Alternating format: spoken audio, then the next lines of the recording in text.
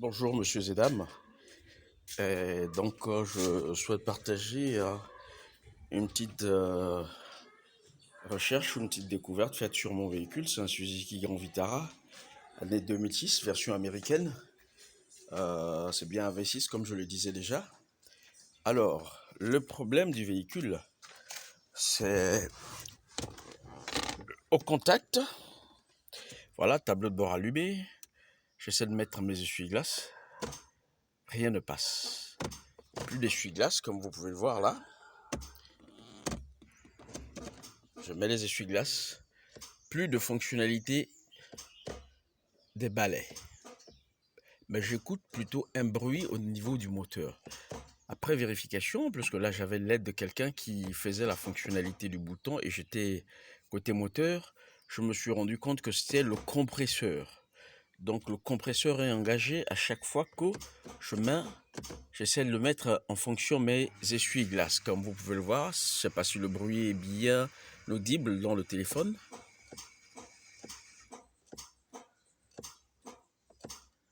Voilà, le bruit que vous entendez, c'est celui du compresseur qui s'engage alors que je suis en train d'actionner mes essuie-glaces. Alors, cette fonctionnalité du contacteur d'essuie-glaces qui activait le compresseur a interpellé ma compréhension. Et donc, j'ai dû faire une petite recherche sur un diagramme électrique que j'ai dans mon téléphone. Alors là, j'aurais peut-être pas l'opportunité de le montrer ici, parce que je n'ai qu'une main, donc pas de possibilité de faire toutes les fonctionnalités en même temps.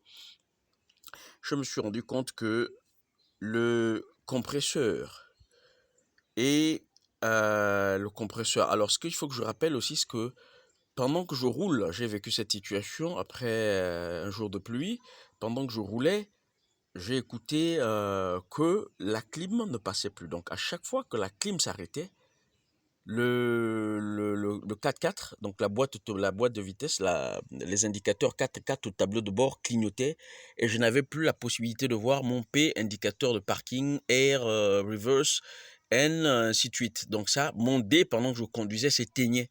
Et là, le véhicule perdait un peu en puissance, il faisait des à-coups.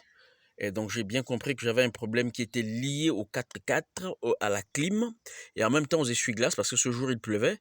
Dès que les essuie-glaces se sont arrêtés, il y a cet à-coup qui s'est passé, et la clim qui a coupé, et après un certain temps a repris. Et donc j'ai eu l'opportunité où j'ai à l'instant pensé à un point commun entre ces trois éléments.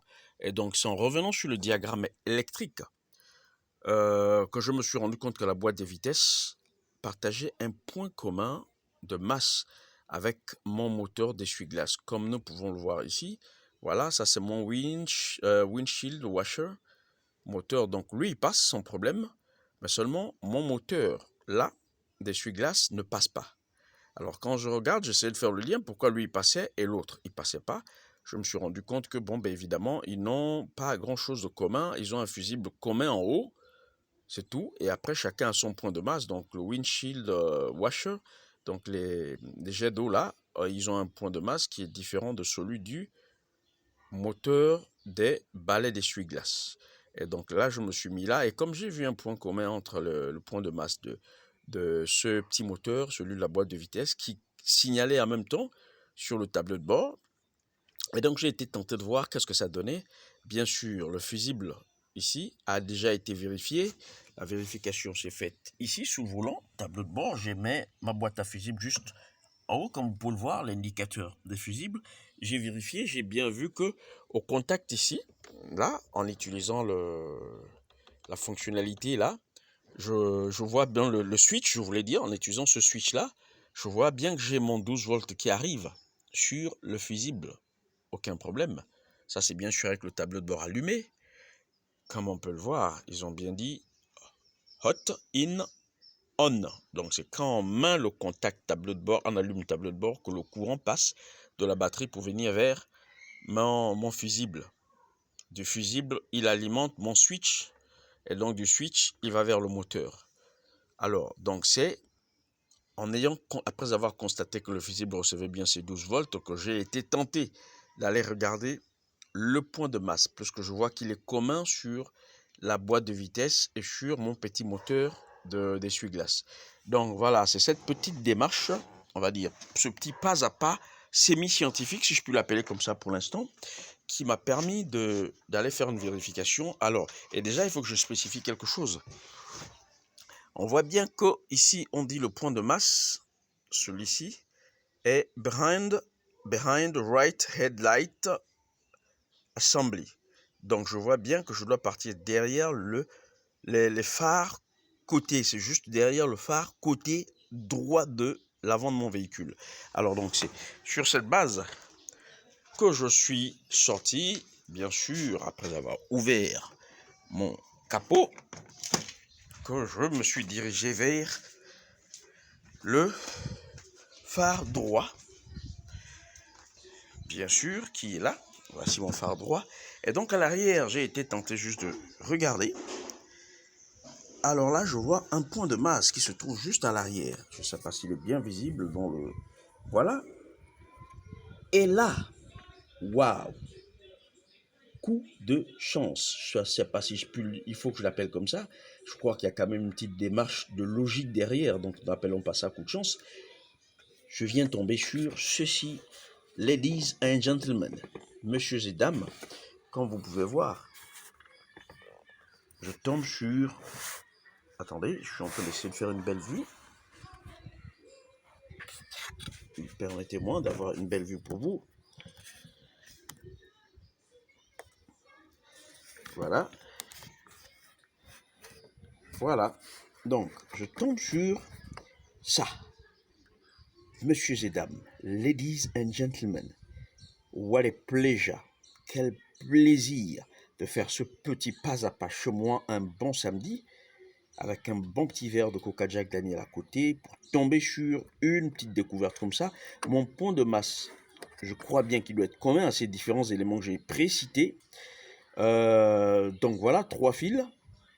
Je vais après vérifier quel est le troisième élément de mon véhicule qui se connecte sur ce point de masse et certainement faire une petite vérification qui fera l'objet d'une une prochaine vidéo pour que celle-ci ne soit pas très longue.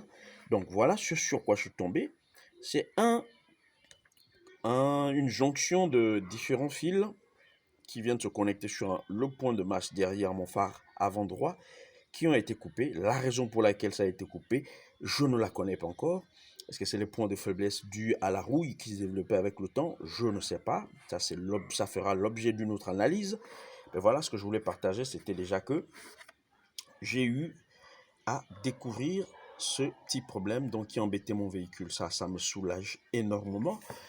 Et voilà, donc je vais juste procéder après à la réparation de ces différents points de masse. Je vais dénuder les fils, essayer de les raccorder directement sur le point de masse, bien sûr après avoir nettoyé celui-ci, pour lui donner un bon contact sur le châssis du véhicule. Et voilà, donc c'était ça mon petit partage. Merci de laisser des commentaires à souhait, m'apporter plus d'informations, plus d'orientation dans le pas à pas scientifique qui permet d'arriver à ce genre de découverte. Je reste ouvert à toute suggestion de correction de mon pas à pas, de ma manière d'analyser. C'est vrai, je ne suis pas parti dans le détail parce que bon, ben, la mesure, la vérification sur le point de fusible, les 12 rôles d'alimentation sur les fusibles, utilisant mon multimètre ici. Je n'ai pas eu à le démontrer, mais je l'ai fait en off. Donc, j'ai juste parlé de cette vérification sans vous la montrer. Ça, c'est des choses aussi qui peuvent intégrer la vidéo si je suis plus assisté en termes de matériel d'enregistrement. Parce que là, j'utilise ma main et je ne suis pas encore suffisamment aguerri pour pouvoir faire cette multifonctionnalité-là. Alors, donc, merci encore pour ceux qui suivront la vidéo jusqu'à la fin. Merci pour vos conseils, merci pour vos remarques, aussi négatives soient-elles. Je les prendrai positivement et professionnellement pour mon amélioration à moi. Alors, petit background, je suis dans le diagnostic automobile moi-même. J'utilise un IM 608 et un Autel Maxi 6 Pro. Merci encore et bonne journée, bonne fin d'année. Nous sommes en train d'approcher la fin d'année 2022 à chacun d'entre nous et à très bientôt. Merci.